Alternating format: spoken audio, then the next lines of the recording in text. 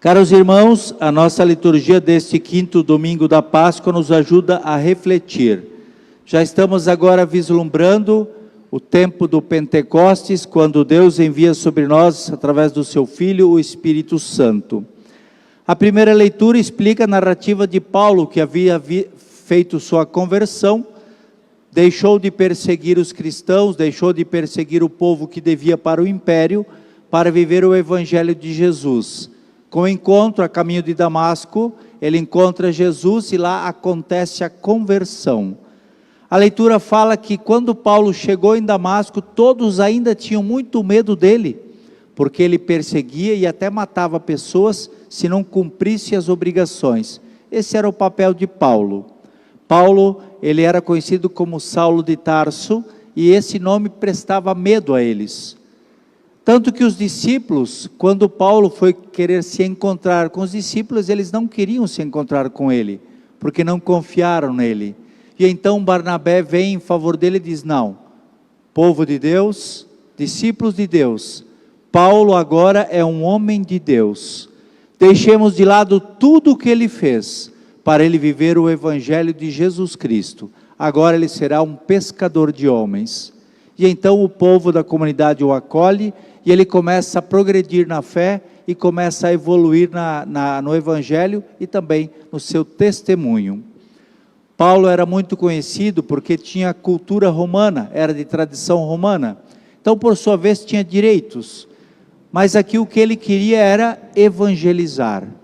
Depois do encontro com Jesus, esquece o Paulo antigo, que matou, que prendeu, que mandou afastar pessoas. Esqueçam esse Paulo antigo, fiquem com o Paulo de Jesus Cristo. Por isso, quando a conversão acontece, Saulo deixa de ser Saulo, segundo Jesus, e é chamado de Paulo, porque agora dá uma nova roupagem ao nome e também à estrutura que ele vai viver. A leitura fala que, nas anteriores, fala que Paulo não era uma pessoa fácil de lidar. O medo tomava conta das pessoas, e ele era uma pessoa ruim, porque ele trabalhava para o imperador e para os mestres da lei. Tirava bens, prendia pessoas, até matar preciso fosse, ele faria. Mas a partir do momento da sua mudança, Paulo troca de conduta. Ama a Deus, respeita o próximo e evangeliza dizendo que o amor é o melhor caminho. Cristo é o nosso mediador. Então essa mudança, ela também aparece na segunda leitura, quando nos fala: filhinhos, não amemos somente em palavras, mas em gestos e ações. Amar a Deus, só dizer: Senhor, meu Deus, muito obrigado, te amo, e sair daqui e fazer o que quer lá fora? Não. As nossas ações têm que ser competentes com nossas palavras. Se aqui dentro eu digo: Senhor, purifica meu coração, lá fora eu tenho que buscar ao máximo ser coração puro. Se eu peço paz aqui dentro, lá fora eu tenho que trazer e levar a paz. Todos nós somos chamados a viver essa filiação divina que Deus nos dá. Porque merecemos? Não. Nós ainda somos pecadores, mas é porque Deus nos ama.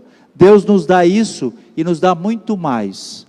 Desde que eu entenda que, estando com Jesus, no caminho dele, eu terei a grande honra e a glória de encontrar Deus. Porque todo aquele que caminha nos passos de Jesus, encontra Deus. E no final dessa leitura ele fala: permanecendo com Deus, Deus permanecendo com ele, vocês estão na graça.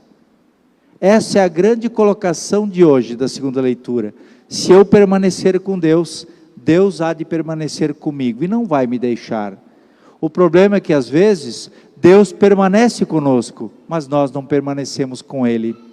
Só fazemos as nossas vontades, nossos desejos, e aí pecamos. Então temos que deixar que Deus penetre em nossa vida, para que nós penetremos o íntimo de Deus, para sermos o próprio reflexo de Cristo.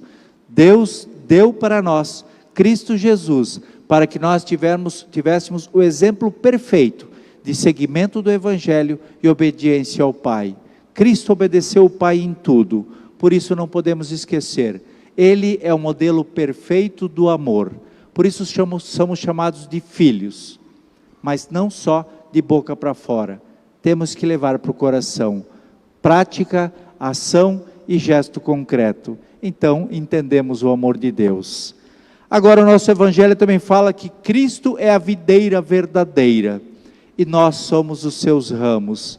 E diz que o Senhor Deus é o agricultor, e todo ramo que não dá fruto, Ele corta, joga fora para secar e depois queima. Aqui eu quero fazer uma colocação para vocês entenderem muitas coisas. Quem é da agricultura sabe que muitas frutas, muitos pés de árvore, muitas árvores frutíferas tem que podar para que ela possa produzir mais frutos. A uva, a rosa, a própria flor, vários pés, se você manter ele sempre podado, limpinho, ele produz muito mais fruto. É assim que Deus vai fazer conosco. Quando Ele perceber que nós, ligados à videira que é Cristo, podemos produzir mais frutos, Ele vai o quê? Podar, cuidar de nós, aparar, tirar o que não presta para que nós produzamos mais frutos. É isso que Deus quer dizer nessa leitura. Nós às vezes ficamos com aquela lamentação, ai, Deus está me punindo. Não, Deus está te podando porque Ele vê um produto melhor lá dentro. Ele vê uma produção de amor maior, Ele vê uma ternura maior. Quando Deus nos poda é porque Ele viu algo maior em nós. Não porque Ele quer nos privar, e sim porque Ele quer nos fazer elevar a estima e a nossa fé. Muitos de nós, às vezes, vemos Deus fazer de nós algumas mudanças e ficamos tristes. Fique feliz. Quando Deus mudar você, é porque Ele está preocupado contigo, viu algo melhor. Deixe ser podado, para que possas produzir mais frutos, para que possa dar a Deus a resposta que Ele tanto pede. Deixe Deus podar nossa vida, podar nossas manias, podar nossos jeitos, para que nós produzamos mais frutos, e frutos verdadeiros. E aqui a final da leitura diz que se nós formos conectados ao Cristo, a videira verdadeira, não tem como nós não darmos frutos. E cada vez que nós dermos frutos, Deus vê que é bom, poda para darmos mais frutos ainda. Então o que nos falta é entender que é só Cristo que pode nos alimentar e nos fazer produzir frutos. É só ligados à videira verdadeira que é Cristo. Aquele que está conectado à videira que é Cristo, mas não produz fruto, mude de conduta, porque senão o agricultor vai cortar fora, vai te lançar para secar no tempo e depois colocar no fogo. E aí haverá choro e ranger de dente, a tristeza toma conta. Por isso, produzir frutos, ser podado e prestar isso a Deus como honra e graça é o nosso propósito maior. Não deixe de aceitar a poda do agricultor que é Deus. Deixe Ele tirar de você as manias, deixe Ele tirar de você os medos, deixe Ele tirar de você as ansiedades, deixe tirar de você a falta de esperança.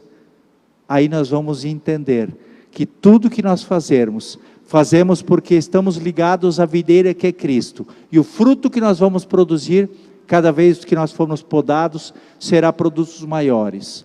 Produziremos bons frutos, amor, misericórdia, compaixão e de modo especial a fé. Por isso não esqueçam, esta leitura nos pede, estejamos ligados à videira que é Cristo, e então produziremos muitos frutos, frutos de salvação, frutos de ação de graças, frutos que nos levam à perfeição e ao encontro do Pai, que sempre que precisar há de nos podar.